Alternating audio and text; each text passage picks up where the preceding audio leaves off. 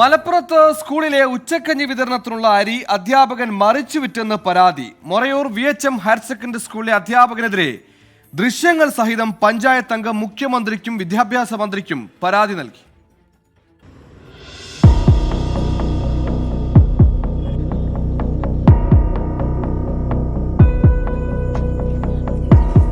സ്കൂളിലെ അരി സൂക്ഷിക്കുന്ന മുറിയിൽ നിന്നും രാത്രി അരിച്ചാക്കുകൾ മറ്റൊരു വാഹനത്തിലേക്ക് കടത്തുന്ന ദൃശ്യങ്ങളാണ് പുറത്തു വന്നത്. സ്കൂളിലെ അധ്യാപകരാണ് അരി കടത്തുന്നത് എന്നാണ് പഞ്ചായത്ത് അംഗം ഹസീനയുടെ ആരോപണം.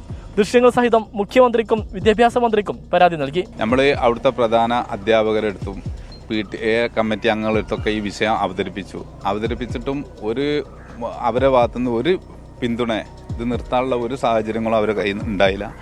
അത് കാരണമാണ് ഇവിടുത്തെ രക്ഷിതാക്കളും ടീച്ചേഴ്സും വിദ്യാർത്ഥികളോടും കൂടിയിട്ടാണ് ഈ വീഡിയോ പകർത്തിയിട്ടുള്ളത്. മുട്ട, പാൽ തുടങ്ങിയവയും പലപ്പോഴായി മോഷണം പോയിട്ടുണ്ടെന്നും ആരോപണമുണ്ട്. സ്കൂൾ മാനേജറും ഹെഡ് മാസ്റ്ററും ആരോപണം നിഷേധിച്ചു.